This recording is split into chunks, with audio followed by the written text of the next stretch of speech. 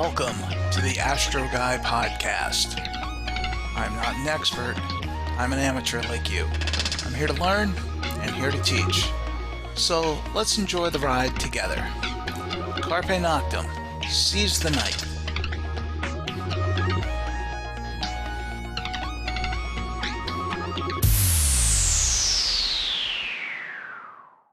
I'm your host, Wayne Zool, and I want to welcome you to a very special episode of the Astro Guy podcast. Recently, I had the pleasure of interviewing Joe Cioffi, who you may be familiar with. For 21 years, Joe was the chief meteorologist and science editor at News 12 Westchester. He was nominated for 8 Emmy Awards, and in 2015 was voted first among weathercasters in New York State by the Associated Press. Since 1986, he has served as an associate and guest lecturer at the Hayden Planetarium in New York City. He is a contributing editor for Sky and Telescope magazine and writes a syndicated weekly column for the online news service Space.com.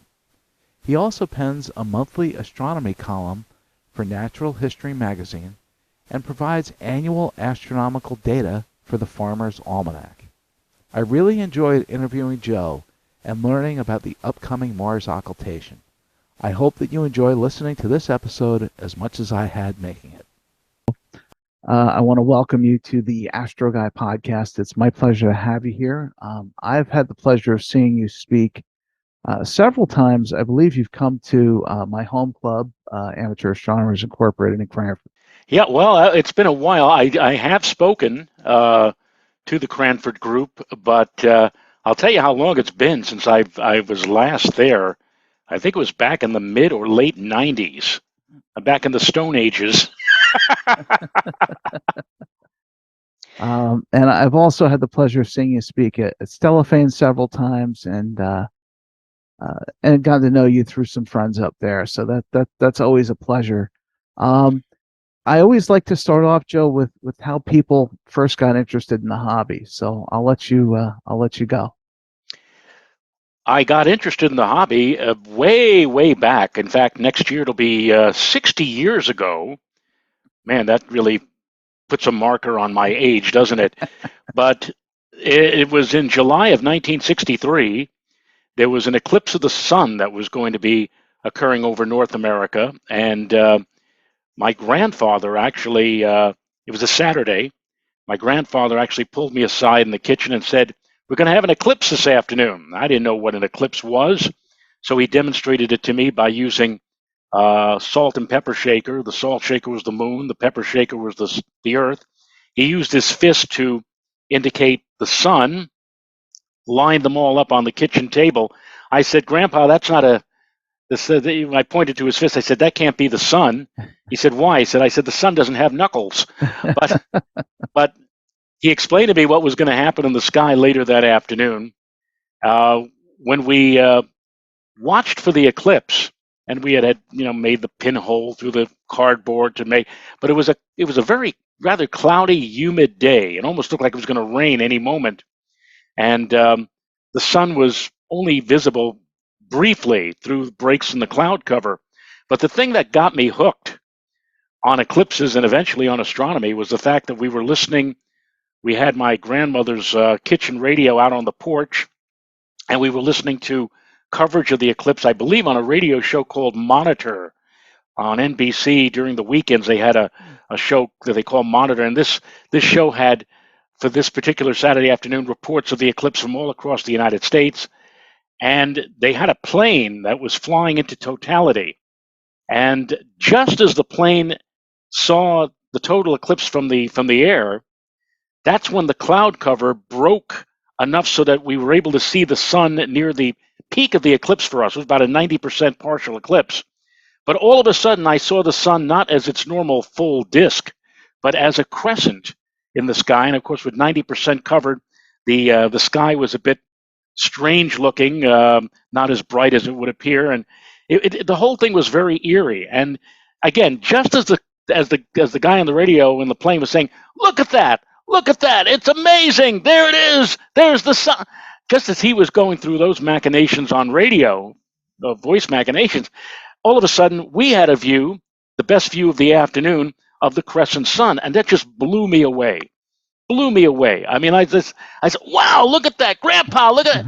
It was only visible for about a minute, which is about the duration of totality from the plane up in New England.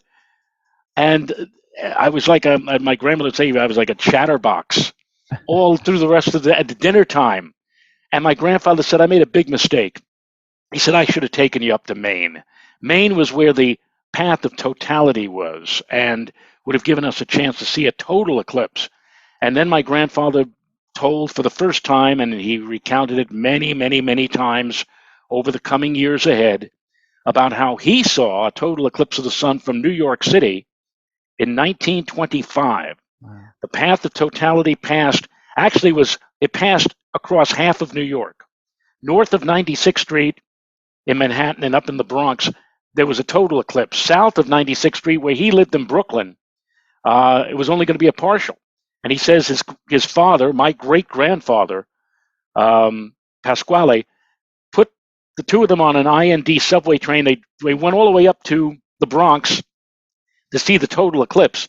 And he says that was one of the greatest sights I've ever seen. And he said, boy, I wish I have a chance to see it again. And sure enough, 9 years later, in 1972, he loaded me, my grandmother, my mother, my sister. We all loaded into his old beat-up Plymouth Fury and took a leisurely 900-mile drive up to the Gaspé Peninsula in Quebec, where he showed me, and we had a chance to see a total eclipse of the sun. And that was it. Over the 9 years between 63 and 1972, I was taking books out of the library and learning about astronomy, and got my first telescope and really got into astronomy during those years, my formative years. So when I saw my first total eclipse, I was hooked. And now today, 50 years later, I've managed to see 13. I've traveled around the world. I've managed to go around the world 13 times and seen total eclipses by land, by sea, by air. My most recent one was last December on a ship off of Antarctica. So you could see that I really got into astronomy from that very special moment way back when I was just a few weeks shy of my 7th birthday. And I think that's important to remember. If any of the folks who are watching this come to realize that that's an important time for a kid, 5, 6, 7, 8 years old, an important time for them to latch on to whatever they may ultimately decide to partake for the rest of their lives. And in my case, it was that eclipse back in 1963. I actually grew up right near that observatory in Cranford, and I was fortunate in that I got to spend a lot of time hanging out with Roger Tuthill. Oh, yes. And hearing his stories about your astronomical friend. Absolutely. He was everyone's astronomical friend. But Saturday mornings when I was 16 and 17 years old, I used to ride my bicycle about 3.5 miles up to his house in Mountainside. And we would sit and chat for hours. And we had a great time. And I had friends who worked for him. I never worked for him, but Roger and I were pretty close up until he passed. And he was a terrific guy who really made a big impact on the amateur community. I got to tell you a quick story about Roger Tuthill. The first time I ever met him was when it was in 1974 at Stellafane. And back then, they really had a strict rule that you could not have any commercial exhibits at Stellafane. And here is Roger. Roger at the time was working for Celestron. And he had a friend, I believe John Crewall was there, and he got Roger into Celestron. And so here's Roger. I was with 4 or 5 buddies of mine. We had like a 6-man tent, and we were camped out in the big field. This is not Miller's field. No, this is the field. Today, that field is filled with Christmas trees and evergreen trees. But back then, it was a big, wide open field, and you could camp out there with a big, wide open area of the sky. And so we were camped out there, and right next to our camp, our tent, there's Roger Tuthill. And Roger had the entire line of Celestron telescopes set up in front of his tent. Now, again, you're not allowed to have commercial exhibits, but Roger explained it away by saying, oh, these are mine. These are mine. And I thought I brought him out to Stellafane to to give him a test drive, so to speak. And he's showing people, views through the telescopes, the various telescopes, the C8 and the C10 and whatever like that. And again, that's how he was able to get around, I guess, the commercial aspect that was not allowed at the time at Stellafane.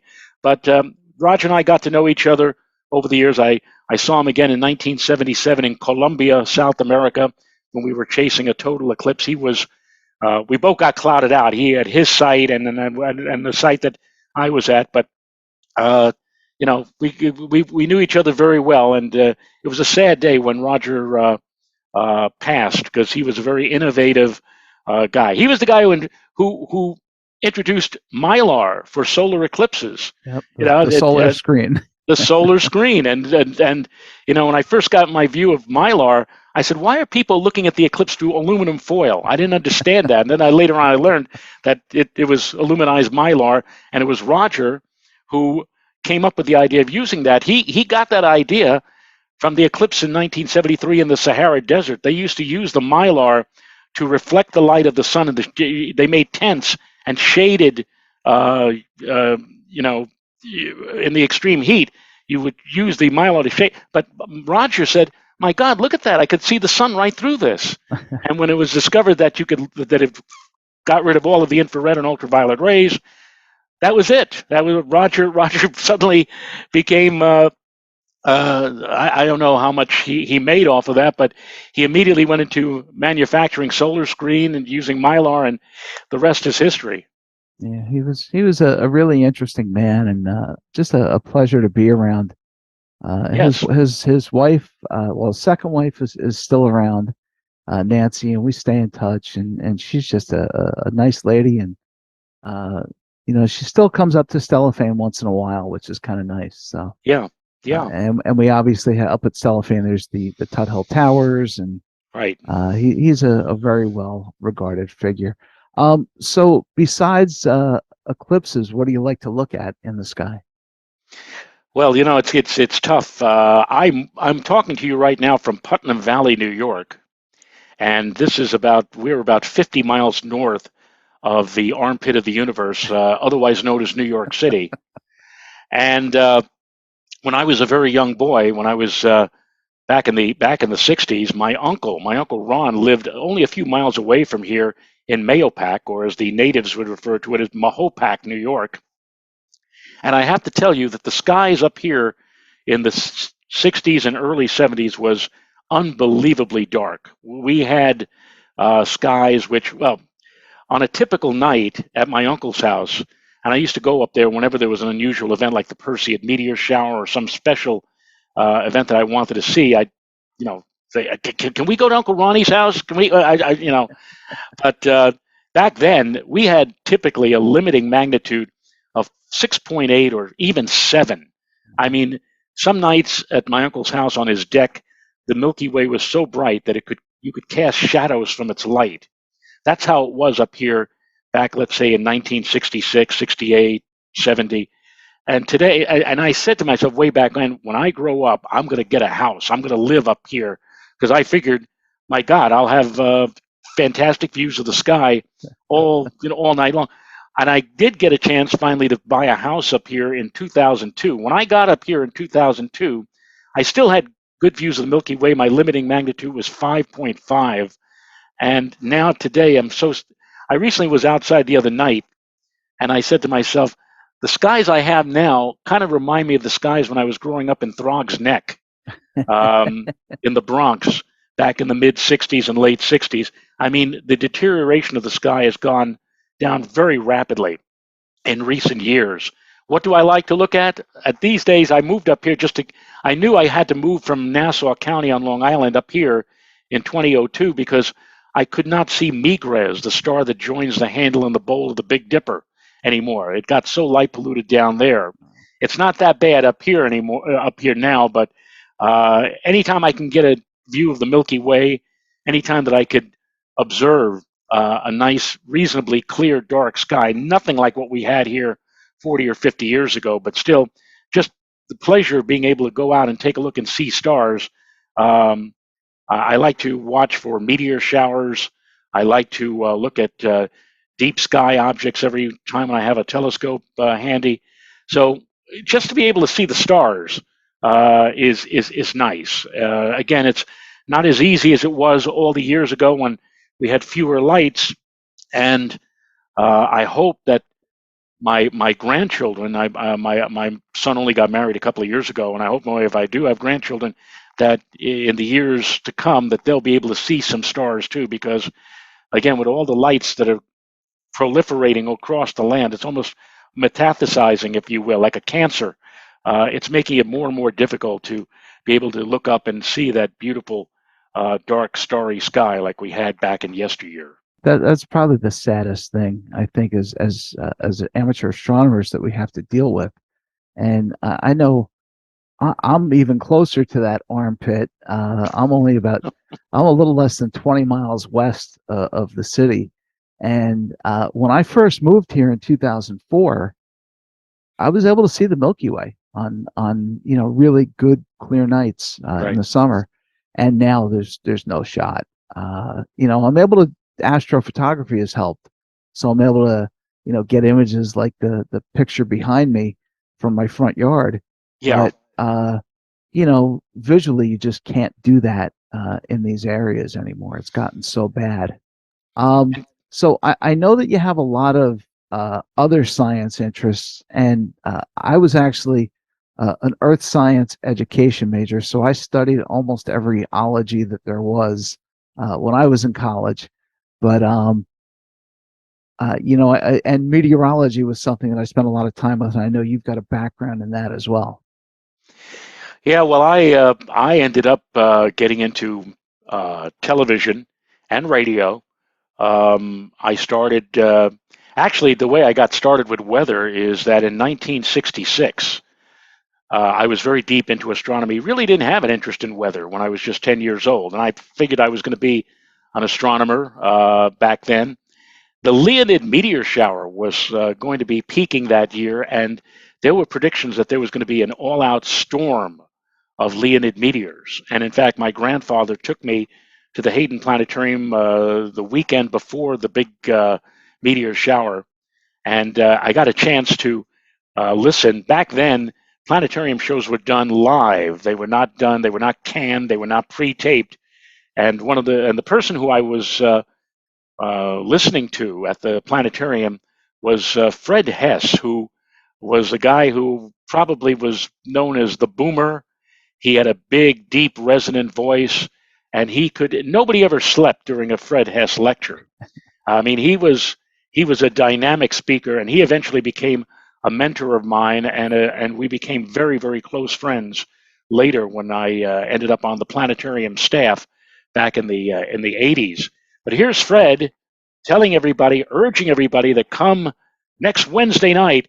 We're going to see a spectacular display of meteors where we could see hundreds, yay, thousands of meteors per hour.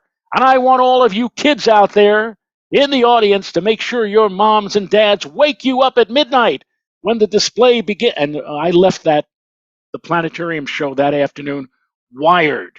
I was ready for this meteor shower.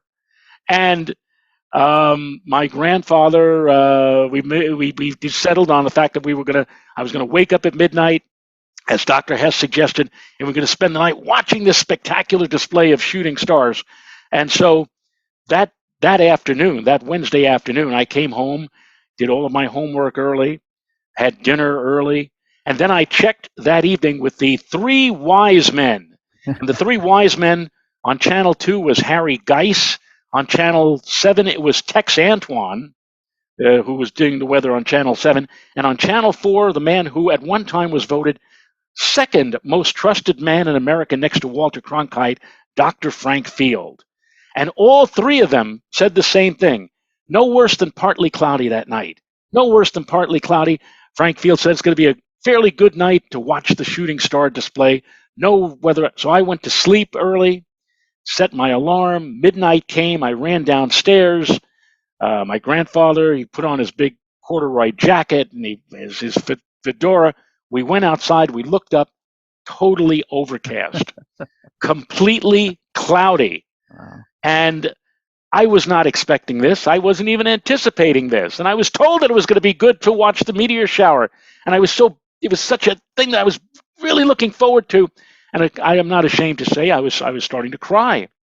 And I wasn't crying so much that I was missing out on this spectacular display, which, P.S., out in the western United States, they saw meteors falling at the rate of 40 per second.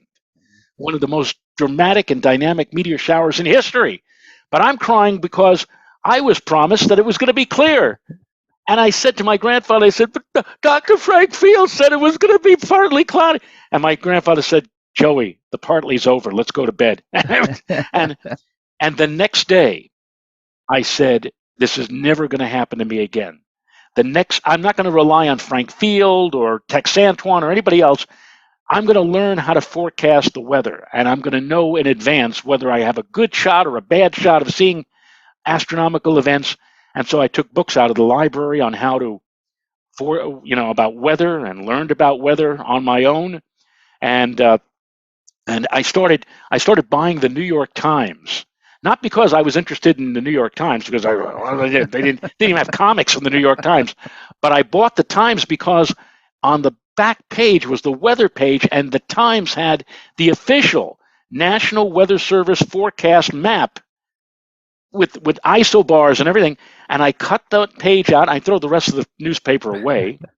I kept in a boot box, not a shoe box, but a boot box, all of these maps I had collected. That was my weather archive. Over 3 years, I had like 1,000 maps. By the way, the New York Times back then cost a dime.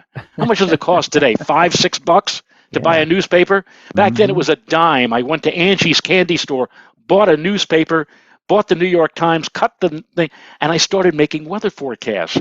Simple extrapolation, but I was, all right, the storm was in Denver yesterday and it's over Chicago today. Tomorrow it'll be in New York. And I used to put the weather forecast on the board at homeroom in my school.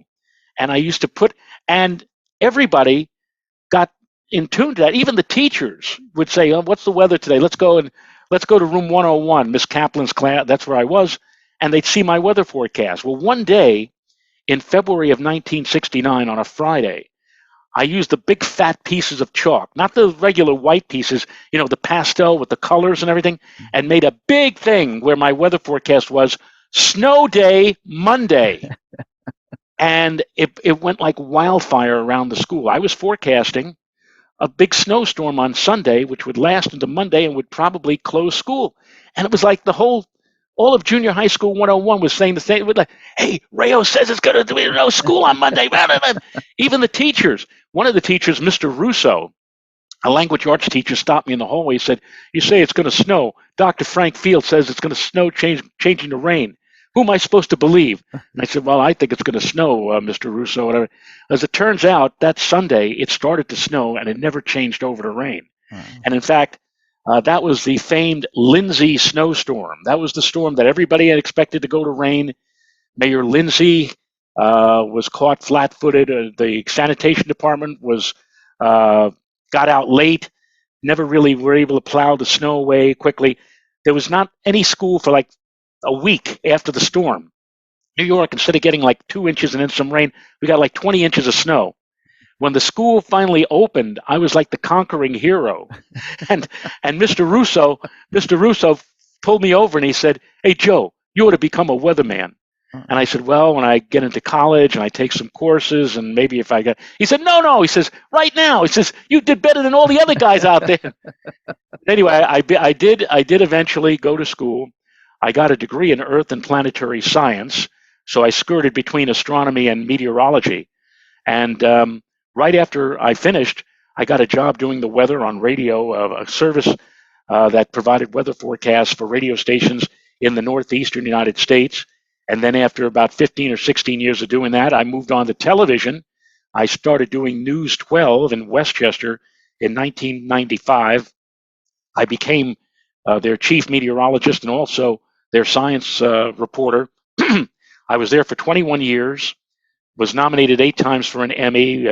In 2015, I was voted by the Associated Press as the best weather presenter on television in the tri-state area, which was a great honor.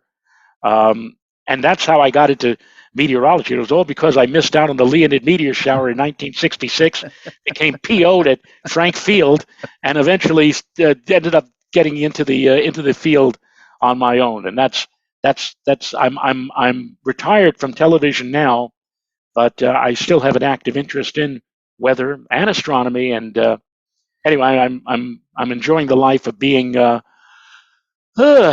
retired, or at least semi-retired. I look forward to that in a few years, but that's really interesting.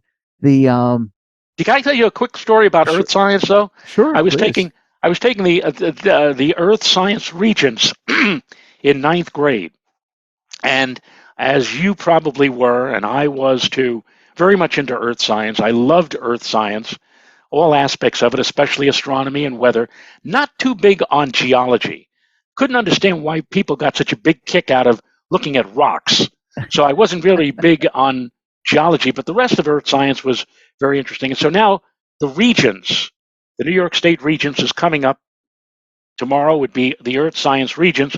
Wasn't too worried. I figured I was do very well. The afternoon before, I'm relaxing in front of my television set, and what am I doing? I'm watching The Adventures of Superman. You remember that with George Reeves Sure. on Channel Sure. 11? Mhm. They used to have that in the afternoon. So I'm watching, and in this particular episode, Professor Twiddle, who was played by Sterling Holloway, the guy who voiced Winnie the Pooh in Walt Disney cartoons.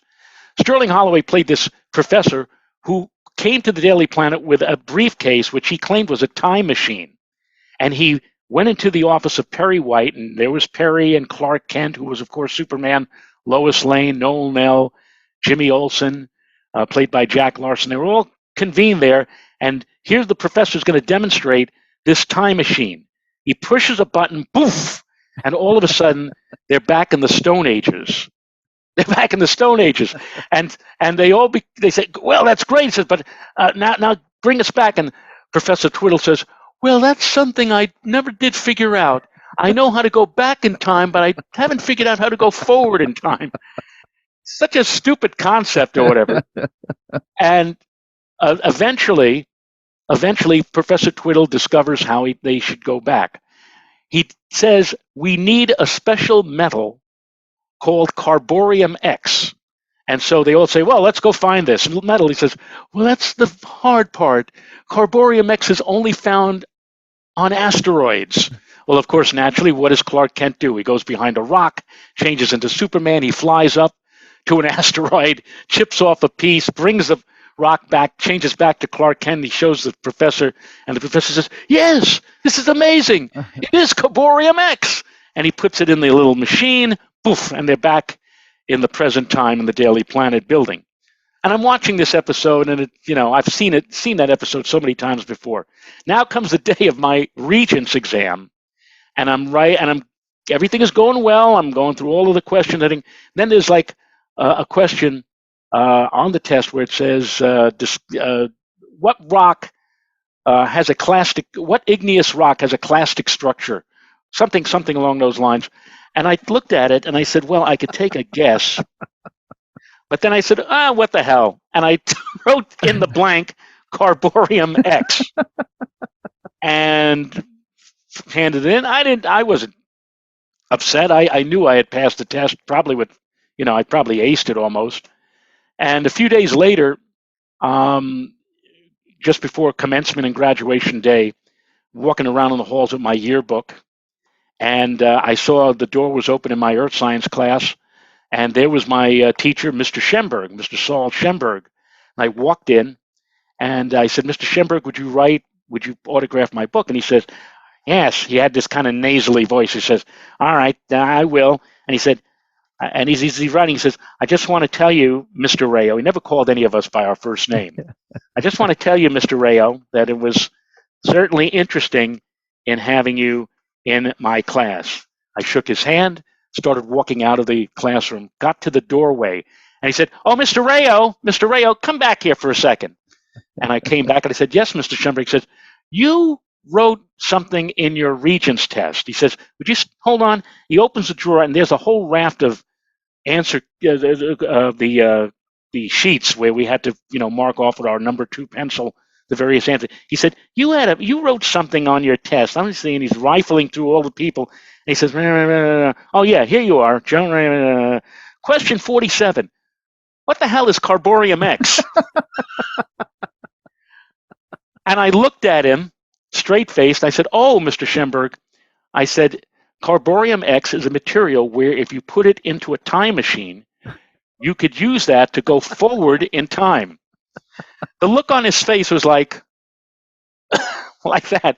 But before he had a chance to say anything, I said, but you know what, Mr. Schemberg, I knew right after I wrote that on the test and I handed it back in, I knew that was the wrong answer. And he says, oh, and how did you know that? I said, because it said something about clastic structure and igneous rock, and I realized afterwards that Carborium X is not a rock, but it's a metal, only found on asteroids. And he just looked at me, and he took the whole raft of answer papers, put it down, opened his drawer again, put it all back, and he says, as I said, Mr. Rayo, it was certainly interesting having you as a student. Wow. That's I wish I had a story like that, but no, I enjoyed I actually did enjoy geology, and my college geology professor, his last name was Rockman. That's like if your Seinfeld episode, the episode about the library cop, his name was Bookman. yeah, exactly. It was, and I had him for like 4 or 5 different classes, and he was the head of the geology department, and I did learn a lot from him. And actually, it's funny. One of my college professors is somebody that I had known from the astronomy club, Carl Rico, who has his own podcast now called Carl's Orbit, which is a very interesting little podcast. But let's move on. And did you in the back of your yearbook? What did you or your students give as the last will and testament? What did you will to Mr. Rockman? You know what? I actually willed to him my not on purpose either. One of the projects that we had to do was I was in it was the worst class I had in college. It was all about dirt, and I'm trying to remember what ology it was. But all we talked about was soil and dirt. And at the time, I was going for my private pilot's license.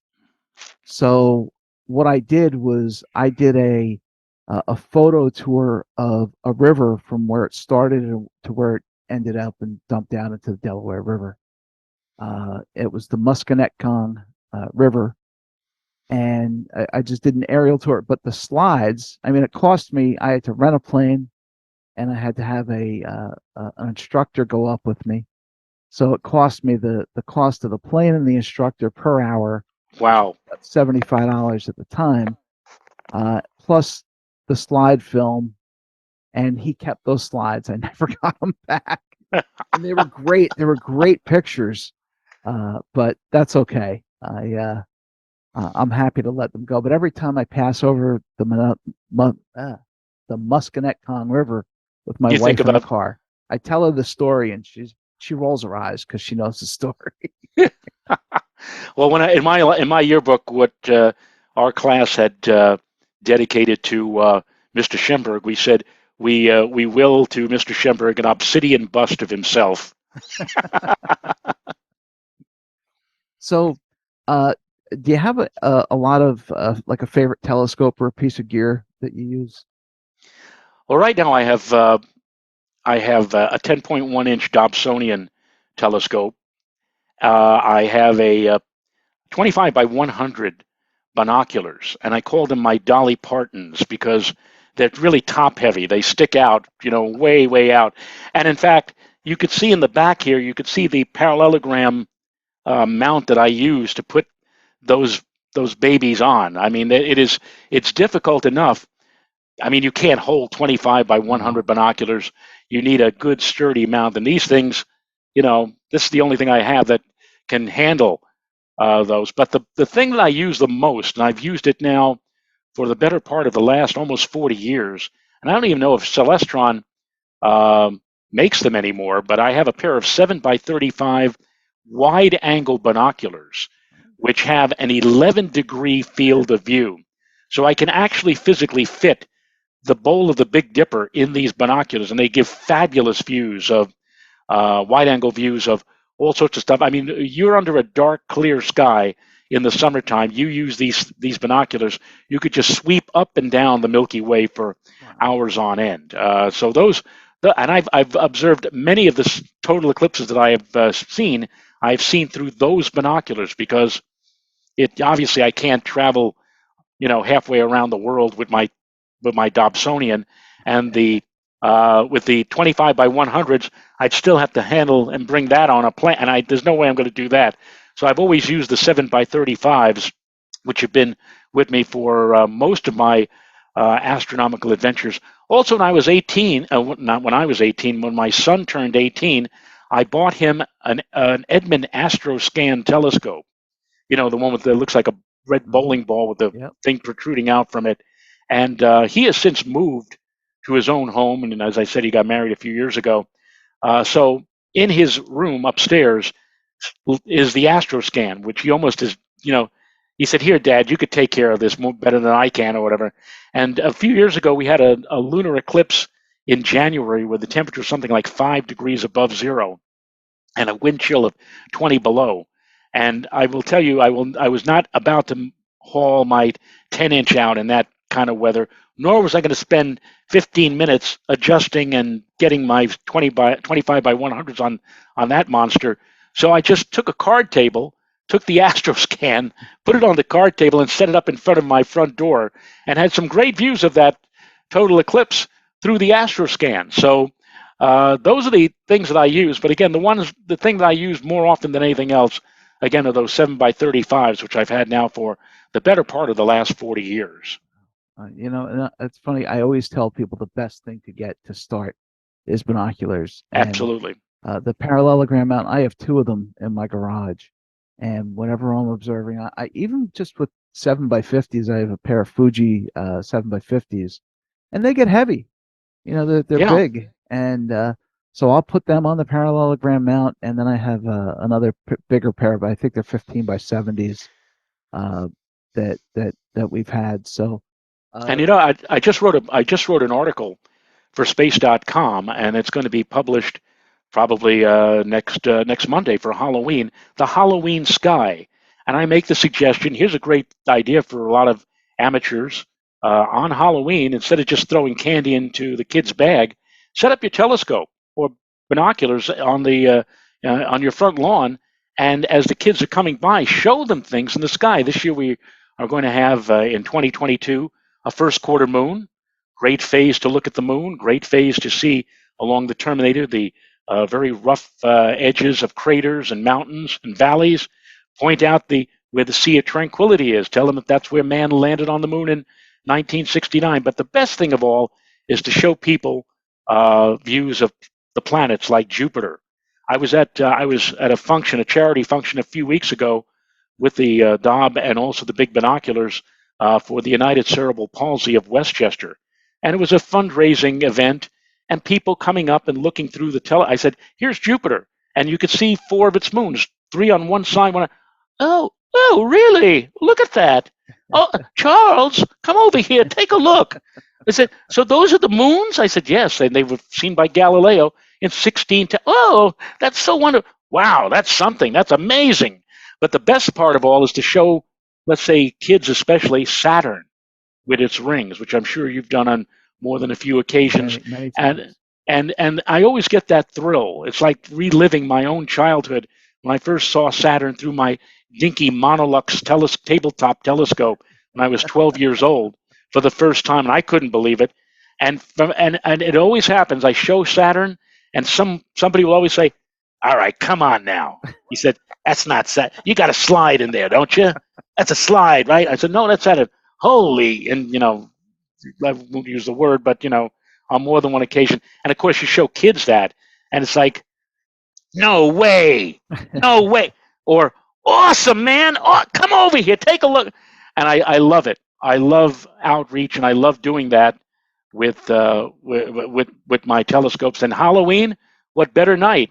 I mean, you know, you're going to have an audience that's going to constantly come to your door and knock on your door, along with the one or two pieces of candy or whatever. Show them the sky. Show them that. Who knows? You may get somebody started. Yeah, that kid may come home and say, "Mom, Dad, now I know what I want for Christmas." You know, and then you know, it's great. So that's the best part of being into the hobby. That's an awesome idea, and you're right. I've done it. I just did one about a month ago. No, it was earlier this month. Uh, the local library by me. We set up in a field across the street, and we had a couple of scopes out there. I actually had mine set up with a camera, so I was doing some lucky imaging of the moon and Saturn, so people getting a very clear view.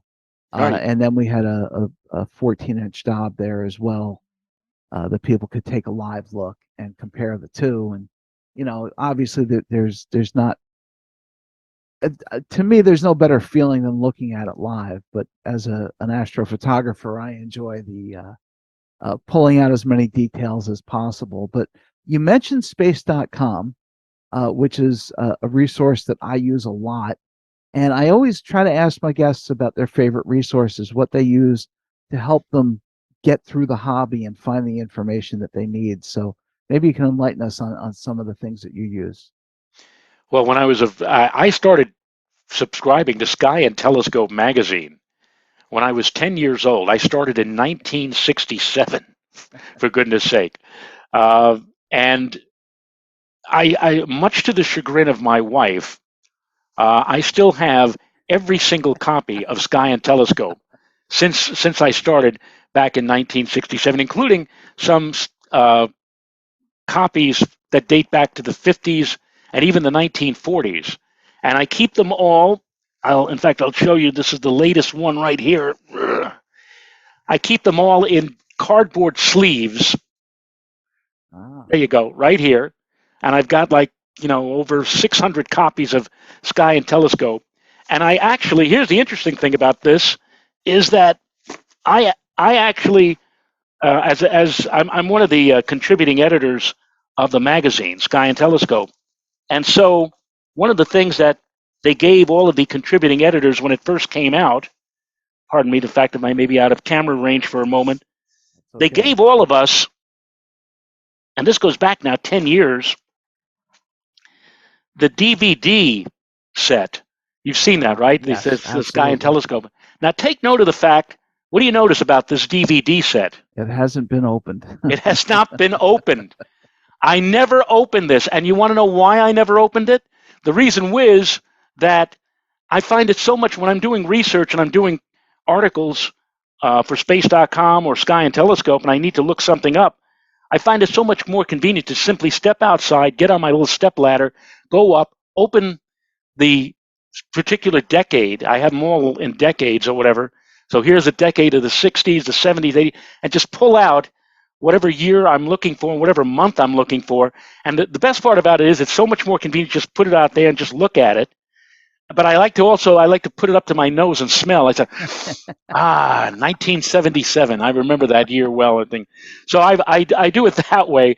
That's my primary resource. All those back issues of Sky and Tel, and again, I use that as opposed. One of these days, I might crack open the DVD set just to see what it looks like. But there's no reason for me to do that if I have the hard copy. And when they mailed that to me, when they mailed the DVD set, my wife said, "Oh, thank God! Now we can get rid of all of those magazines that you've got downstairs." I said, "Ain't no way, babe. ain't go." In fact, I told somebody, my son, when he was living with us, I said, "If I'm not home and the house catches fire, I want you the thing I want you to save are those those magazines." You know, I had a very similar thing where I had every Sky Telescope going back to the 1960s. I hadn't been subscribing since then. I think I started subscribing in 1980. But when I was young and I went to the local astronomy club at the observatory, they would sell back issues for 10 cents each. Exactly. Exactly. So I would save up my money, and probably once a month I would buy 10 or 12 magazines, and ones that I didn't, and I had them. I had some all the way back. I even had an issue of The Sky before it was Sky and Telescope. Uh, but unfortunately, uh, all of them got lost in a flood.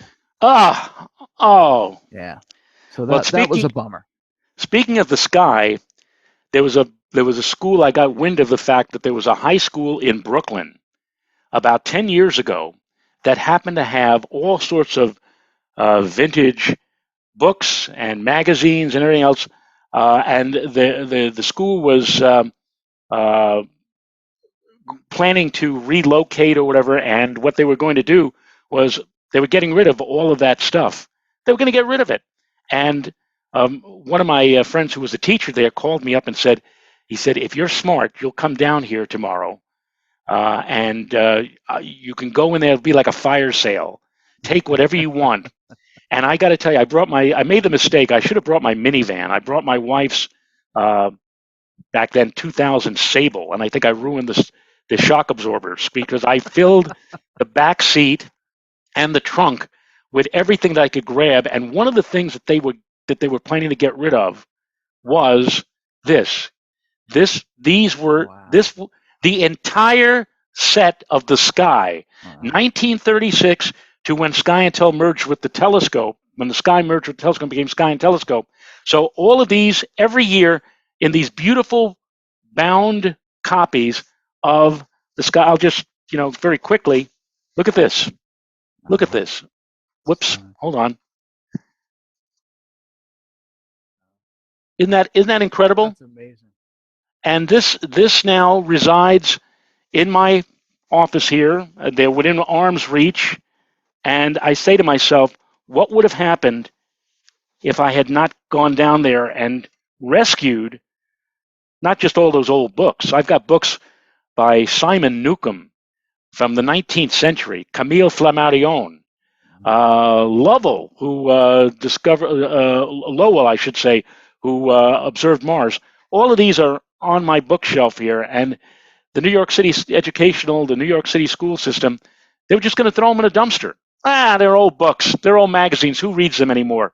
So I rescued them, and they now reside happily with me in my office. It's an amazing thing, but I've got them, and they will be used or have been used as opposed to just sitting up on a shelf and collecting dust over the many years. I'm very jealous of that. So normally at this point I would ask about future endeavors in the hobby, but that's kind of what I invited John to talk about, which is something that's coming up in December. So I'm going to let you share your screen and tell us about something really cool that's going to be visible for most of the country as far as Mars and the Moon goes. Fantastic.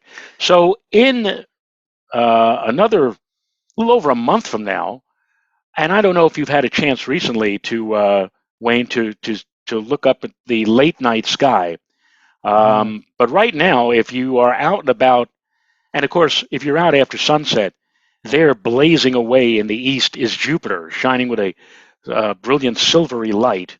But if you stay up, let's say past 9 or 10 o'clock, and look into that same part of the sky, you're not going to see a silvery white object. You're going to see a brilliant orange-red object, and that object is the planet Mars. And Mars right now is, for weeks now, it has been ramping up in brightness because it's approaching the Earth, and in about a month or so, a little over a month from now, it's going to be at what we call opposition to the sun, where it will be rising as the sun sets, peaking high in the south at midnight, and then setting in the west at dawn. And right now, Mars, you want to see how bright it is at this moment. It's a negative 1 or negative 1.1.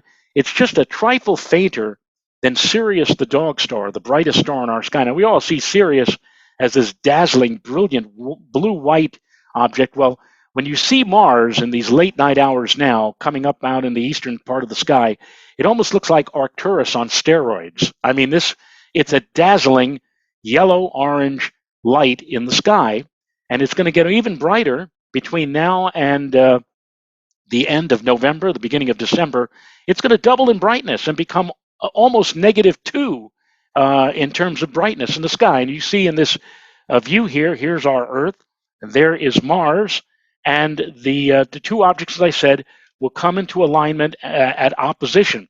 Now, oppositions are not unusual. They come around approximately with Mars every 2 years and 2 months. Mars, of course, is outside of the Earth's orbit, and so it moves more slowly in space around the sun than the Earth. The Earth takes 365 and a quarter days to go around the sun.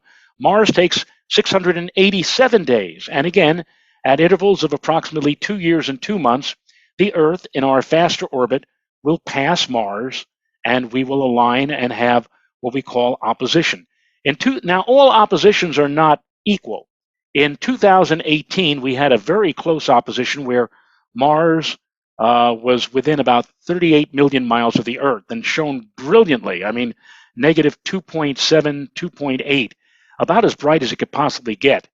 Then we had another one 2 years ago where in October of 2020, we had an opposition where it was a little further out, approximately 41 million miles away. And this particular opposition coming up in December of 2022, Mars is going to be within about 54 million miles. Now, this is probably the last really good opposition that we're going to have for a while, because notice that in 2025, 2027, 2029, Mars is going to be way out, as far out in 2027 as 68 million miles. So it's going to get bright, but it's not really going to get all that bright, at least not, outstandingly bright like it is right now. And in terms of size, we look at Mars when it's nearest to us. Mars is a small planet, and the only time you really get a good view of it is when it comes to opposition and comes relatively close to the Earth. Mars, in this particular case, coming up in another month or so, will shine and appear through a telescope at approximately 17 arc seconds across. Now, compared to Jupiter, which could appear as large as 50 arc seconds across, 17 is not really all that big. But again, you have to take advantage of it because Mars doesn't get that large too often. By the time we get to 2027, when it's 68 million miles away, it's only going to get to about 14 arc seconds across. So that's even worse than what we would get now. Of course, back in 2018, Mars was something like 24 arc seconds across. It was very large, very significant. But in any case, you take advantage of when Mars is at opposition, because that's when it appears brightest, and in a telescope, that's when it appears largest in size. Now, we also have, of course, the Moon, our nearest neighbor in space. And when we see the Moon looking like this, we say, hey, it's a full moon. But you know what? We could also say, hey, the Moon is in opposition. Because indeed, when the Moon is full, it is opposite in the sky to where the Sun is. In this diagram you see here, the Sun would be beyond the top of your monitors. You'd be looking in this direction toward the Sun, and when we have a new moon, the Moon is pretty much aligned with the Sun, and we can't see it. Of course, we saw it yesterday. Yesterday, in parts of Europe, the new moon actually passed partway in front of the Sun, and we had an eclipse. But that's the only time you can, recognize that the Moon is out there. Otherwise, when we have new moon, you can't see it. On the other hand, when the Moon is halfway around in its orbit over here, when it's at full phase, it is opposite to the Sun in the sky. And so we see the Sun, we see the Moon come up at sunset. We see the Moon highest in the sky at midnight. We see the Moon dropping down into the west when the Sun is rising in the east. So this again would be, for the Moon, opposition, just like we talked about the opposition of Mars. Well, on December 7th, a night that will live, I guess, in infamy, if you will, December 7th, we're going to have a most unusual situation.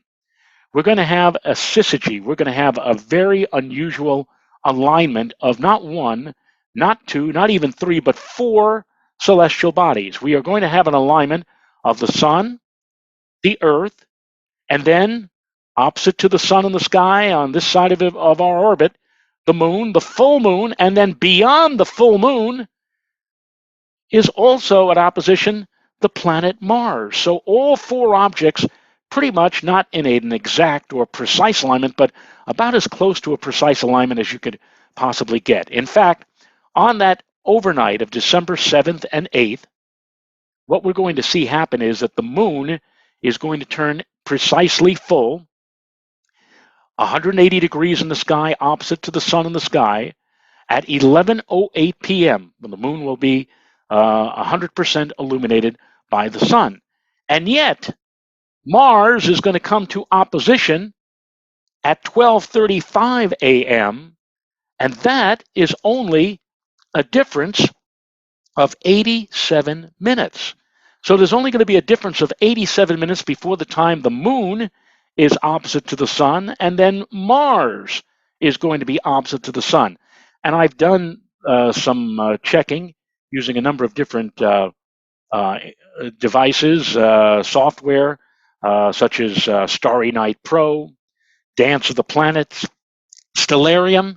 I've looked hundreds of years in the past and hundreds of years in the future, and I must tell you that this is the closest that you will get between the moon turning full and an opposition of Mars. 87 minutes separating, and it will happen on the night of December 7th and 8th of this year. By the way, if you're looking at a calendar or wondering what night December 7th happens to be, it will be a Wednesday night. Wednesday night, December the 7th, is when we will have both the moon, and then after midnight, it officially becomes December the 8th, Mars coming to opposition. So now, as an artifact of the two celestial bodies, the moon and Mars coming to opposition, we also are going to have, as you just alluded to, Wayne, at the beginning of this little talk, we're going to have something special happen that night. The moon is actually going to eclipse the planet Mars, what we call an occultation. And this occultation is going to be visible throughout much of, not all, but much of the United States. Everybody who lives on this side of the line, the left side, or to the north and west of this line here, and actually it's not really a line, it's more like a path, will see the moon, the full moon, pass in front of Mars. If you're near this line, the occultation will be, maybe a few minutes. The further into this zone that you have here, the farther away you are from this line, the more the moon is going to centrally pass over Mars. And in some cases, up here in the northwest United States and western Canada, Mars is going to be eclipsed or behind the moon for upwards to an hour that particular night. But what happens on the right side of the line, or this fat path that you see here? What if you lived here in, let's say, Alabama or Georgia or North Carolina or the tri-state area, for goodness sake? Look at that.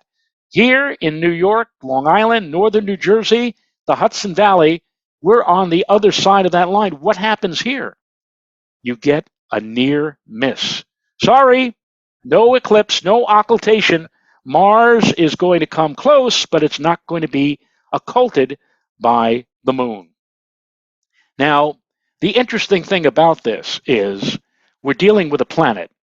An occultation of a planet is different when we're dealing with an occultation of a star. What you see here is a map showing the northern limit of an occultation of the red star Antares, the beautiful red star marking the heart of Scorpius the Scorpion. This was in 1968. As you can see, this line ran across western New York, northeastern Pennsylvania, and look at that. It ran right through extreme southern New York, southern Manhattan Island, near the border of Brooklyn and Queens, and then went out to sea in the Atlantic Ocean, somewhere around, I guess, Atlantic Beach out on Long Island. Everybody who was below this line saw an occultation. Everybody who was above the line saw a very close but yet no occultation of Antares. But the thing I want to point out to you is this line was only no more than maybe a few hundred yards in width. So you had to be somewhere within a few hundred yards of this line for you to see what in essence would be a grazing occultation. You would see Antares graze the limb of the moon, and you would see it go in and out behind mountains and valleys on the lunar limb. A few hundred yards, but it has to be that way because a star, Antares, is only a pinpoint of light. You can't resolve it into a disk. It is a pinpoint of light, and so from that distance of 250,000 miles, the moon, grazing that pinpoint of light, the graze line can only be measured not in miles, but in yards or in feet. That's what a grazing occultation of a star is. But this coming December 7th, with this occultation of Mars, remember I showed you on the map, it looked like a fat yellow line. Well, that indeed was the case. It's not going to be like it was for Antares, a pinpoint of light. Mars is going to have a measurable disk approximately 17 arc seconds across. That's significant. So instead of a line, what you're going to have is a path that will run across the surface of the Earth. If you're outside of the path, of course, you're going to miss out on not seeing an occultation. But what if you found yourself on the southern limit of this path? What would you see? Well, what you'd probably see would be a very tiny little bit of Mars clipped by the limb of the moon. But most of Mars would still be visible. If you found yourself in the middle of the path here, what would you see? Well, if you were somewhere in the middle, or a place like Scranton, Pennsylvania, what they would see is Mars partially covered by the moon. Maybe about half of Mars gets covered by the moon, but the other half sticks out. And you're still able to see Mars interplay with whatever mountains and valleys are in evidence along the edge of the moon. And if you happen to be just inside this side of this path, the northern limit of the path of the occultation, the grazing occultation, if you were right about here, what you would see would be most of Mars covered, but you'd still see a little tiny segment of Mars triumphantly remaining outside of the moon and, again, bouncing through mountains and valleys. And if you go north of this upper line here, you'd see a complete occultation. So people in Binghamton and Ithaca, Pittsburgh, Youngstown, all of these folks will see a complete occultation, a total occultation of Mars over the course of probably lasting 5 or 10 minutes, because again, you're near the limit of the occultation. And of course, we here in the New York metropolitan area, New York, Long Island, all of northern Jersey, Allentown, we miss out. We will not see an occultation, but boy, I tell you, Mars is going to get awfully close. When I gave this talk at Stellafane, since I figured I was in the heart of New England, up in Vermont, I'd show also on a larger scale the path of the occultation. And look at this. Look at this. These towns: Northampton, Amherst, Athol, Gardner, Fitchburg, Lowell, Lawrence. All of these places will see a partial occultation of Mars. Very, very unusual. And here's Boston. My goodness, you could walk from downtown Boston, the Boston Commons, and within, like, if you take a car, probably within 15 or 20 minutes north on I-93, you're at least inside of the southern limit of the path of the grazing occultation. But Boston, Worcester, Marlborough, Framingham, Springfield, Providence to the south, all of these places, again, missing out on the occultation. But look at this. Look at this. Here is an example of a grazing partial occultation of Mars. This occurred in Florida in 2003. The photographer here taking a sequence of shots of Mars as it moved. Or actually, the moon was the one that was moving in its eastward course in the sky, and eventually interacting with the disk of Mars, and eventually covering all but just a little bit of Mars still visible. That would be for folks who are in the path of the occultation, the partial occultation, but not quite into the total zone of occultation. And this is, again, something that's going to be available and visible to much of the Northeast United States. To anyone who's outside of the occultation path, you'll be able to see it. If you position yourself relative to the path of the occultation, you can either see a partial or a total occultation, whatever you'd like to be. I should point out, this was with a gibbous moon. So you see that At one point, the Mars interacted with the dark limb. Remember, coming up in December, this is going to be a full moon. So the entire moon is going to be lit up. There won't be any dark sliver for you to see Mars interact with. So instead, pretend that this part of the occultation here would be with a brightly lit moon as opposed to one that is still somewhat in darkness. But what about those folks who are outside of the track? How close will Mars come? Well, this, is a question. Back there was an occultation like this similar many years ago, and Maxwell Smart was talking to the chief about this, and the chief said, "So how close are we going to come to the occultation, Max?" "We're going to miss it by that much, Chief." Washington, D.C., at 10:46 p.m., the midpoint of the occultation or near occultation, Mars is going to miss the lower limb of the moon by 1.7 minutes of arc.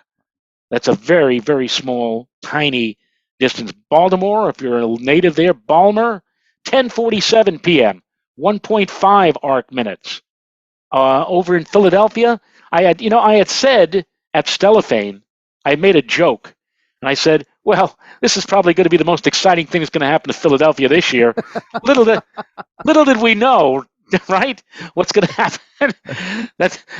We didn't know that they were going to get into the World Series. But in any case, 10:51, 1.4 arc minute difference between the southern limb of the moon and Mars, as seen from Center City, Philadelphia. Here in New York, Nueva York, 10:56 p.m., 1.1, for goodness sake, arc minute difference. Hartford, 0.6, less than half an arc minute difference between Mars and the limb of the moon at 10:59. And notice, if you will, how the shadow of the moon is progressing up along the eastern seaboard, and notice how the times are changing minute by minute. As you get further to the north and east, it becomes a bit later in the evening. Providence, 11 p.m., 0.9, and Boston, as we saw, practically at the southern limit, like Hartford, 0.6 arc minute difference. Just to give you an idea, if you really had a telescope and we're really looking at this closely, pretend this is the limb of that full moon that night. Again, this is all going to be happening on the bottom edge of the moon, the full moon. Mars, 17 arc seconds across. So what you're doing, basically, if you're at a place where Mars is going to miss the moon by 1 arc minute, we're talking about the equivalent of approximately 3 Mars diameters from the limb of the moon. And if you're looking at this with the unaided eye that night, this is going to be very interesting. Suppose you're watching from the start of the evening, which would be like 6 o'clock in the evening. Here comes the moon coming up above the horizon. Mars will be a few degrees to the left of the moon, and you'll see them quite readily. There's Mars, and there's this bright orange yellow object to the left of the moon. People will be saying, "What is that thing?" "It's Mars." And as the night progresses, the moon will creep closer and closer and closer until finally, if you're watching from, let's say, New York, at the moment when the two are closest together, at approximately 11 o'clock that night, it will look like there's the full moon, and right under the full moon, literally touching the moon, will be Mars, shining like a bright yellow-orange jewel right underneath the moon. And then the rest of the night, you can watch as the moon pulls away to the east, and this difference between Mars and the moon, the gap between the two, become more and more separated. It's really going to be a very interesting and special sight. And again, if you care to make the trek, which probably in most cases out of the tri-state area is probably not more than, let's say, an hour or 90 minutes at most, to get into the zone of the partial occultation, you'll have an even more intriguing or interesting sight. Now, you probably will say, oh, this is going to be an interesting event. This is going to be a very close conjunction, a very tight conjunction. But you know what? The real word that you should be using for this event is not conjunction, but appulse. The definition of a pulse in astronomy is the apparent very near approach of one celestial body to another, a coming into conjunction. So, in this particular case, we're talking about the separation between the moon and Mars, equivalent to just 1 or 2 arc minutes, for goodness sake. I would say that if it's anything, that if you have two celestial bodies coming closer than 6 arc minutes, instead of calling it a conjunction, call it a pulse. Remember the great conjunction we had between Jupiter and Saturn a couple of years ago around Christmas time in 2020? Everybody was calling that the great conjunction. What they should have called that was the pulse, because they were only separated, Mars and Saturn, by 6 arc minutes. This is going to be even closer. This is going to be for parts of the New York. And somebody might say, I have a friend of mine saying, well, Joe, if they're only going to be separated by 1 arc minute in New York, are you sure we'll be able to still see Mars? And my answer to him is yes, most definitely. Now, if we were dealing with something like Regulus, the star in Leo, the lion, which is +1 magnitude, or maybe even Saturn, which is 0 magnitude, I have seen on more than a few occasions when Saturn or Regulus or Spica or one of those bright stars is near the moon just wipes it out. Or not wipes it out, but you need to squint. You say, oh yeah, there it is, because the full moon just is so brilliant and so bright. But I can assure you that when you start getting up there in brightness, -1, -2, regardless of how bright that full moon is, Mars that night is going to hold its own. And you will most definitely, even when they're closest together, will see, it'll look like people will look at the moon at 11 o'clock that night and say, yeah, there's a full moon. What the heck is that bright what is that bright thing that's right below the moon? That is going to be Mars in appulse that night with the moon. So now, and I'm sure, Wayne, that you and maybe some of your viewers are going to say, yeah, you're going to tell some of your non-astronomical friends or even neighbors. You might even, what a great night to invite your neighbors to show off not only the moon, but also the planet Mars. Hey, you want to see Mars and the moon? Sure. And the question that inevitably is going to arise out of that is, wow, that's something, Wayne, but let me ask a question. How often does this happen? How often does the moon come into contact or close contact with Mars, or how often do we get an eclipse of the planet Mars? And you'll say to yourself, gee, I don't know. This might even be the first time that you've ever had this scenario happen in your memory. So how often does it happen? Before I answer that question, let me show you a picture here. This is taken from the 86th observation deck of the Empire State Building in Midtown Manhattan in 1974. I had only graduated from high school just a few weeks before. This was July of 1974. And early that morning, at like 5 o'clock in the morning, we had an occultation of the planet Venus. That was an amazing sight. Now, I was a member back then, and I'm proud to say still a member of the AOS, the Amateur Observer Society of New York, still in existence, still around. They've been around for over 50 years. And back then, back in the 1960s and early 70s, they made an arrangement with the Empire State Building that whenever there was an unusual astronomical event, regardless of what time it was going to occur, an eclipse or a transit or an occultation, regardless, the Empire State Building said, sure, we'll let your club come up with your telescopes and cameras. And of course, they also had the local news media come up, got good publicity for the club, got good publicity for the Empire State Building, and everybody was happy. And on that particular morning, we got a chance to see the moon pass in front of Venus, a beautiful crescent moon. What a sight that was. It was amazing. It was one of the most spectacular and memorable celestial events in my lifetime.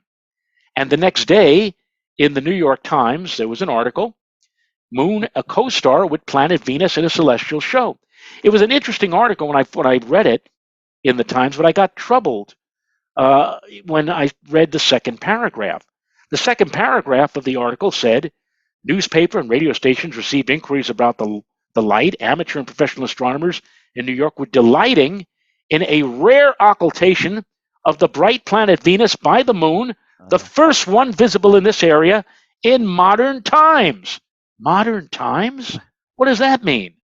I mean, that gave the assumption that this was the first time that this had ever happened in the 20th century and for maybe many, many centuries. And that was something that bothered me. It said further down in the article, although the frequency of the phenomenon has not been calculated, it is believed to be as rare an event to be visible from a given spot on the Earth as is a total eclipse of the sun. On the average, solar eclipses are visible from any one point once every 360 years. Well, wait a minute. Hold on. Are they saying that an occultation of Venus, the Venus occultation that I saw as a high school graduate in 1974, that was the first time that ever happened in New York for over 300 years? No. I knew that to be wrong. First of all, I don't know if you have this book, if you've ever read it. I do. A One of my beautiful, favorites. wonderful book of the autobiography of one of the greatest amateur astronomers, Leslie Peltier, Starlight Nights. And if you thumb through that book, you will find that Leslie Peltier makes note of the fact that in January of 1923, there was an occultation of Venus that he saw from his home in Delphos, Ohio. And that occultation, as I did further research, was also visible from New York City. So there was an occultation in 1923, along with the one in 1974. So it wasn't really 300 plus years, was it? But also, there's another occultation in a book which I had read when I was a young boy, New Handbook of the Heavens, written in the 1930s by several noted astronomers. And here is a picture of an occultation that took place from New York City, from a top of an apartment building. I later found out this was 1937, Venus emerging from behind the dark limb of the moon after occultation. So here we had one in 1923, we had another in 1937. So that whole thing about not being visible, but wait a minute, hold on. After 1974, if the New York Times is correct, I would not expect to see an occultation of Venus again until, 300 years in the future or thereabouts? And yet 4 years after that 1974 occultation, on the morning after Christmas in 1978, another occultation of Venus occurred. And I saw that one from, at the time I was doing a radio weather forecast for a company in Flushing, Queens. And I actually, the day before, on Christmas morning, I said, if you think that, you got a lot of, I'm sure a lot of you got a lot of presents under the tree this morning, but tomorrow morning, nature's going to provide us with a beautiful present in the sky. And I told, we had like 40 or 50 radio stations. I told like literally millions of people on the radio listening to my weather forecast to get up early the next morning to see this. And yet, this was only 4 years after the occultation that I saw in 1974. So it was, the New York Times led everybody down the road. They said, this is such a rare event. It happens only like once in a 360 some odd years. And I commented about this many years later on the solar eclipse mailing list, an internet list of people who travel to see solar eclipses. And it was in 2010. And I just happened to say, there was occultation of Venus, and the New York Times, a reputable publication, they said it would only be visible every 300 years, like a solar eclipse. And the very next day after I posted that on the solar eclipse mailing list, I got an email from this gentleman. And this man is, in my opinion, the Albert Einstein of astronomy. His name is Jean Meus. He lives in Belgium. He's a retired meteorologist. He's a meteorologist like I was. And his forte is doing calculations about all sorts of stuff, about the sun, the moon, the planets. Eclipses is his special interest. I don't know if you've, and you could get this, his publications were by Wilman Bell, which now the American Astronomical Society has taken over now. And so I'm sure you can get copies, maybe on Amazon.com, of some of his books, Astronomical Tables of the Sun, Moon, and Planets, or Mathematical Astronomy Morsels, 5-volume set. And here, Professor Meus is sending me an email and saying, you said that the New York Times said that occultations of Venus occur once every 360 years. He said, are you sure that that's correct? And I sent him, Professor Meus, I sent him the newspaper article that I had just shown you a few moments ago. And he got back to me and said, this is terrible. This is horrible. He says, something must be done. He says, maybe you should write a letter to the editor of the newspaper. And I said, well, Professor Mayus, he says, that would have been all well and good back in 1974. I said, but keep in mind, I said, I'm talking about something that appeared in the newspaper 36 years ago. I don't think that this is going to be timely now that the Times is going to publish it. He said, well, we must do something. We must. And then he made an offer to me which floored me. It's probably the most amazing thing that you could have knocked me over with a feather. He said, would you be interested in writing a paper with me about this? We could talk about nocturnal or nighttime occultations of Venus and their frequency, and we could have it published somewhere. Now, to have this man ask me to co-write or co-author a technical paper with him just blew me right out of the water. And what am I going to say to him? Well, I don't think so, Dr. May. Go ahead. No, I said, well, of course. He said, yes, I'll be very happy to do it. And so over the span of the following year, we traded off notes and did our own separate calculations and everything else. And finally, we came up with this, a paper that was published. This is one of my proudest, I've written papers before. This is one of my proudest achievements, to have co-written a paper with this great man. He's 93 years old and still sharp as a tack to this very day. But we wrote this paper for the Journal of the British Astronomical Association, Nocturnal Occultations of Venus. We did not take into account occultations during the daytime. Yes, you can have occultations of stars and planets in the day, but we only were interested in occultations of Venus at night. And we did studies for places all over the globe: Reykjavik and Moscow and New York and Tokyo, Honolulu, Dunedin, Cape Town, South Africa. And what we did when we finally did all these calculations, we finally found out that occultations of Venus, nighttime occultations, are not as infrequent as you may think. In fact, they happen on average once every 31 years. Not 360 years, New York Times, 31 years for Venus. And in fact, if you're interested, the next occultation of Venus will be in the pre-dawn morning skies in September of 2031. That's only what? That's 9 years from now. So in 9 years, hopefully it'll be clear that morning, we will have a chance to see Venus occulted by the crescent moon. And I say the crescent moon because one of the things that we pointed out in our paper is that if you have an occultation of Venus, the occultations are constricted or confined to within 47 degrees of the sun. You can't have Venus in the sky at midnight, and you cannot have a full moon occult Venus. No, that's not possible. The only moon that can occult Venus is a crescent moon, and that is a crescent moon that is 3 or 4 days before new or 3 or 4 days after new. So since Venus is remaining close to the sun, and since you can only have small percentages of full moons, of moons of a crescent phase covering it, the frequency on average for a given location is about 31 years. But what about Mars? The original question is, how often do we have occultations of Mars? Well, what I did was recently, as I went back and redid using the methodology that Mayus and I used for Venus, I did the same thing for Mars, for nighttime occultations. And I found that the average frequency for Mars occultations is approximately once every 14 years. So about every 14 years on average, we can expect to see the moon occult Mars.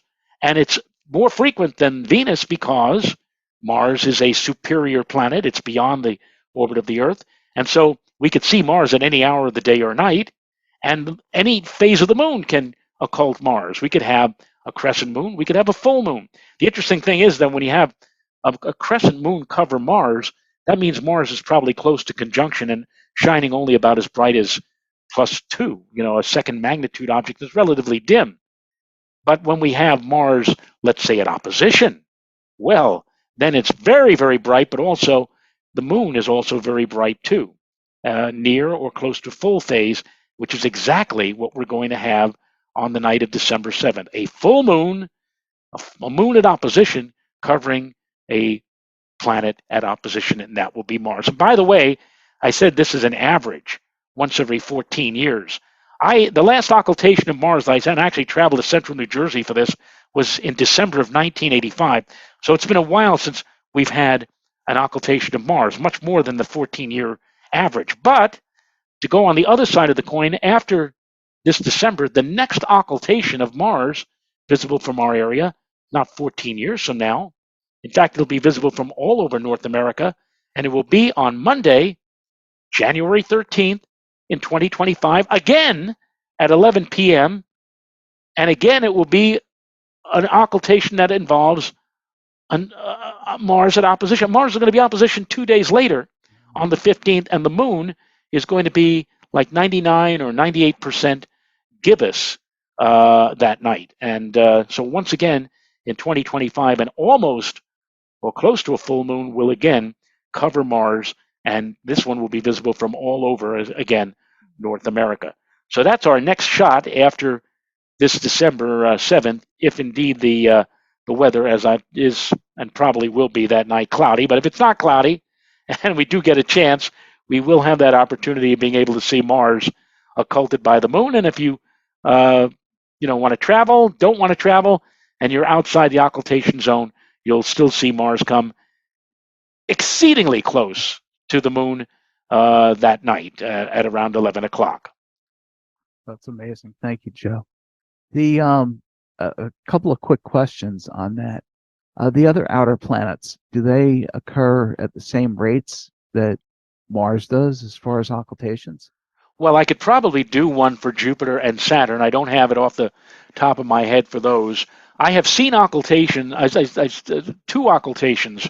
One when I was very young with that tabletop telescope in 1967, there was an occultation of Saturn.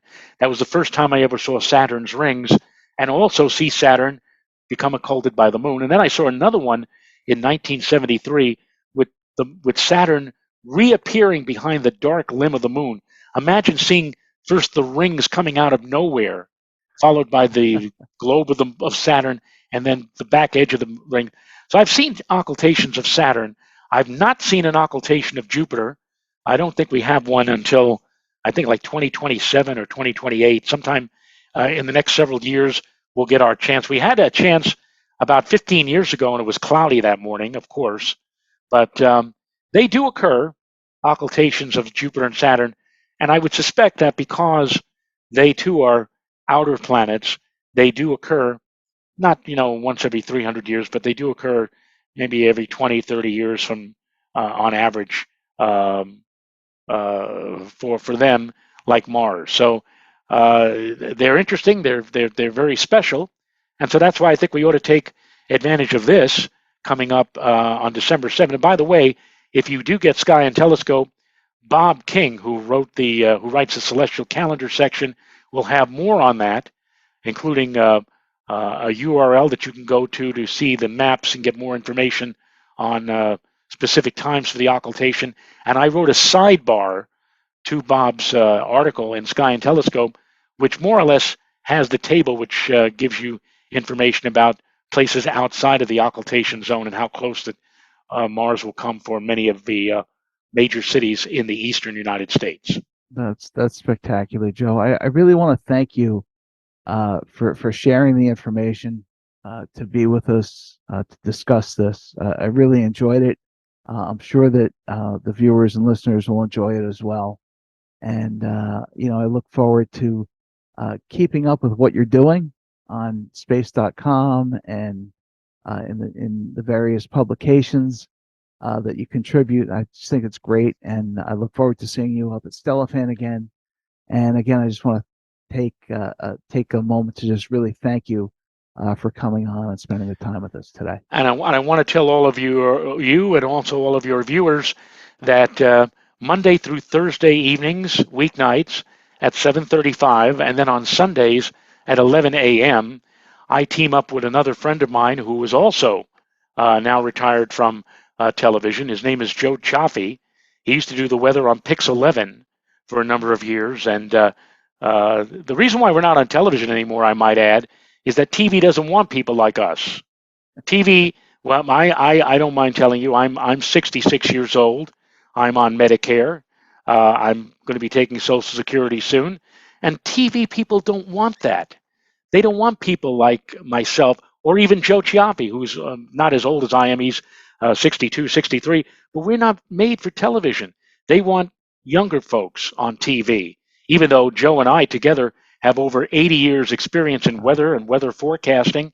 And I think we pretty much know our stuff in terms of weather prediction. TV says, no, no, no, well, you guys have had your time. We want to have younger folks, less experienced people, nicer looking people, because the gray hair is a turnoff according to the TV corporate. We don't fit in the favored 25 to 54 demographic. That's what the television people are aiming for, are people in that age bracket, and that's why most of the people you see on television are also doing the weather in that age bracket. So Joe and I were pretty much shown the door. So we looked at each other and we said, well, if TV doesn't want us, what else can we do? And so we put on every weeknight, or most every weeknight at 7:35 on Joe's YouTube channel. Go to Joe Cioffi Joe Cioffi YouTube. You'll find him on YouTube. And every evening we do a show. We call it the Joe and Joe Weather Show. And I'm big-hearted. I gave Joe top billing. And we spend upwards to an hour or sometimes more talking about weather and other things that are going on in the world, but mostly about weather. We show weather maps and we make discussions about long-range outlooks. What does the winter look like, possibly? When there's big storms looming on the horizon, especially in the summertime with a possible hurricane, or in the wintertime with big winter storms, we have a nice tight group of people on our chat board each night. We have about 100, 150 people who watch us every night, but we also know that there are lurkers out there who are not on the chat board who watch us as well. People stop me. At Stellafane, for example, I have people come up to me and says, we really like the Joe and Joe show. We watch you all the time. I said, thank you. That's great. And when we have big storms, the number of people who watch us multiply enormously. We have sometimes over 1,000 people watching off the chat board. So we have all these people watching us on YouTube. Again, they don't allow us on regular television. Fine. We'll go on our own TV network and we'll all do our own TV show every night. And that's what we do on weeknights, 7:35. Everybody's welcome to tune in on, again, Joe Cioffi's YouTube channel. Or if you will, Sunday mornings at 11 a.m., we have what we call Coffee with Joe and Joe. And we talk about weather and other things. And we also have stuff, we also do what we call Jeopardy, Briller Jeopardy. One of the moderators of our program is Scott Briller, and he gives us weather questions that we throw out to the chat board. The last few nights we've asked the question, we've given a number of cities like Atlanta and Detroit and Philadelphia. What is the date of the first inch of snow, average date of the first inch of snow in all of these cities each winter? And, you come up with like December 14th, November 3rd, October, it's fun. And a lot of people enjoy it, and we enjoy doing it. And like I said, since we're not allowed to go on television anymore because the TV, people who run TV claim that they don't want us, the heck with you. We'll do our own show and have our own following, and I'm having a ball doing it with Joe every night. And I invite you, Wayne, and all of your viewers on your podcast to come on board and if there's a big storm and you say you get your 1.5 minutes on television from your local TV weathercaster, and you want to know more, a lot more about all the possibilities of whether or not you're going to get slammed with a snowstorm or change to rain or have a nice stretch of weather, nice sunshine, tune into Joe and Joe every night or most every night, and we'll be there to entertain you and inform you. Well, I will definitely put that in the show notes. I'll put links up in the finished video. And again, I just want to thank you for your time. And as I end every episode, I end it with Carpe Noctem, seize the night. That was amazing, wasn't it? I had so much fun listening to Joe and hearing his stories.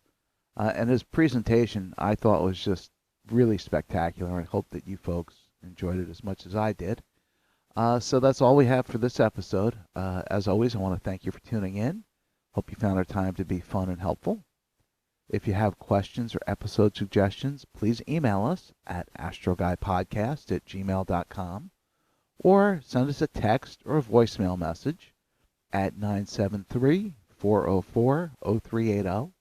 If you're not already a member, please join the Astro Guy podcast group on Facebook. You'll find other members, videos, blogs, and other useful information there for your enjoyment. You can also visit our YouTube channel, the Astro Guy Podcast, for past episodes and other surprises. So please subscribe. It would be great if you would consider leaving us a review on your podcast platform. It's a great way to help us get new listeners. So thank you again for listening. May your skies be clear. And as always, Carpe Noctem, seize the night.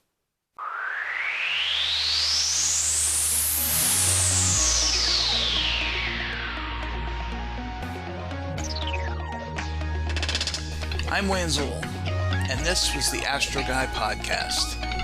Thank you for listening. As always, your questions, comments, and suggestions are welcome. Keep wondering. Keep your eyes on the sky. Have fun. Carpe Noctem. Seize the night.